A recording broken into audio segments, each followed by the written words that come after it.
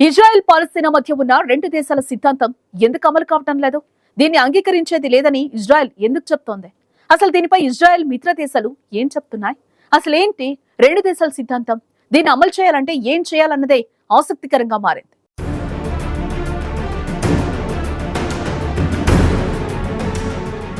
Israel పాలస్తీనా సమస్య పరిష్కారానికి పశ్చిమ దేశాలు సూచిస్తున్న రెండు దేశాల సిద్ధాంతాన్ని తాము అంగీకరించేది లేదని ఇజ్రాయెల్ తేల్చి చెప్పింది.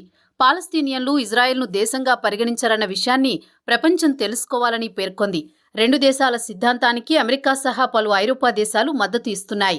సమస్య పరిష్కారానికి రెండు దేశాల సిద్ధాంతాన్ని పశ్చిమ దేశాలు మరోసారి లేవనెత్తాయి. అయితే ఈ రెండు దేశాల సిద్ధాంతాన్ని తాము అంగీకరించమని బ్రిటన్లో ఇజ్రాయెల్ రాయబారి తేల్చి చెప్పారు. ఇజ్రాయెల్ పాలస్తీనా రెండు వేర్వేరు దేశాలుగా ఏర్పడకుండా శాంతి ఎలా నెలకొంటుందని ప్రశ్నించగా, పాలస్తీనియన్లు ఇజ్రాయెల్ పక్క ఒక దేశంగా ఉండాలని ఎప్పుడూ కోరుకోలేదన్న విషయాన్ని ప్రపంచం తెలుసుకోవాలని సమాధానమిచ్చారు. ఇజ్రాయెల్తో పాటు స్వతంత్ర పాలస్తీనాను ఏర్పాటు చేయడమే ఈ రెండు దేశాల సిద్ధాంతం. ఈ విధానానికి అమెరికా సహా పలు ఇజ్రాయెల్ అనుకూల దేశాలు మద్దతు ఇస్తున్నాయి. అటు ఇజ్రాయెల్ రాయబారి వ్యాఖ్యలతో తాను ఏకీభవించనని బ్రిటన్ ప్రధాని రిషి సునాక్ అన్నారు. రెండు దేశాల ఏర్పాటుతోనే ఈ సమస్యకు పరిష్కారం లభిస్తుందన్న తమ దీర్ఘకాలిక విధానానికి కట్టుబడి ఉన్నామని తెలిపారు.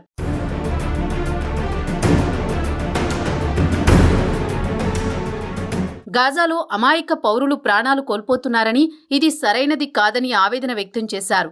పాలస్తీనా దేశమే లేదని ఎల్లప్పుడూ చెప్పలేరని ఇజ్రాయెల్ను ఉద్దేశిస్తూ అమెరికా అధ్యక్షుడు జో బైడెన్ అన్నారు. రెండు దేశాలు ఉండాలనేది అమెరికా, బ్రిటన్తో పాటు ఇజ్రాయెల్ మిత్ర దేశాల వైఖరిని స్పష్టం చేశారు. మరోవైపు వెస్ట్ బ్యాంకులోని జెనిన్లో మూడో రోజు ఇజ్రాయెల్ సైనిక ఆపరేషన్ను కొనసాగించింది. డ్రోన్ దాడుల్లో ఇప్పటి వరకు 11 మంది మరణించగా అనేక మంది గాయపడ్డారు. ఈ ఆపరేషన్లో ఇజ్రాయెల్ జెనిన్లో 500 మందికి పైగా పాలస్తీనియన్లను నిర్బంధించిందని పాలస్తీనియన్ ప్రిజనర్స్ క్లబ్ అనే ఎన్జీఓ పేర్కొంది. అయితే నిర్బంధించిన వారిని ఐడిఎఫ్ బలగాలు తమ సైనిక స్థావరంలో విచారించి విడుదల చేసినట్లు అంతర్జాతీయ మీడియా పేర్కొంది. ఇజ్రాయెల్ ఆక్రమిత వెస్ట్ బ్యాంకులో హింసకు పాల్పడుతున్న అతివాద ఇజ్రాయిలీలను తమ దేశంలోకి అనుమతించమని బ్రిటన్ విదేశాంగ మంత్రి డేవిడ్ క్యామరూన్ ఎక్స్లో పోస్ట్ చేశారు. వారిపై చర్యలు తీసుకోవాలని ఇజ్రాయెల్ ప్రభుత్వాన్ని కోరారు. అమెరికా కూడా వెస్ట్ బ్యాంకులో హింసకు పాల్పడుతున్న ఇజ్రాయిలీలు తమ దేశానికి రాకుండా నిషేధం విధించింది.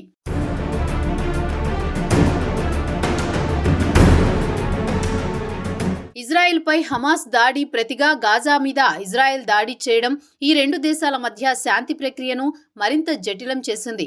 అయితే రెండు దేశాల సిద్ధాంతాన్ని వ్యతిరేకిస్తున్న వారు అక్టోబర్ నుంచి మొదలైన హింస తమ వాదనకు అవసరమైనంత ఆయుధ సంపత్తిని ఇచ్చిందని నమ్ముతున్నారు.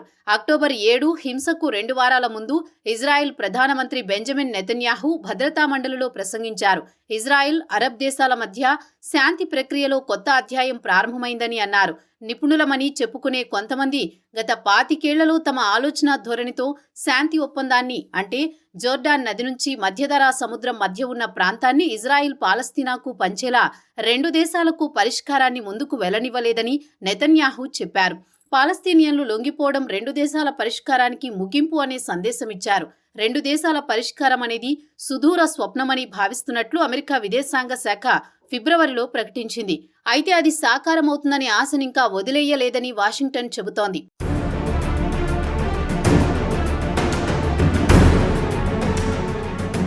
అయితే 25 ఏళ్ల క్రితం శాంతి స్థాపనలో ఎదురైన అడ్డంకులు, అభిప్రాయ భేదాలు ఇప్పుడు మరింత క్లిష్టతరంగా మారాయి.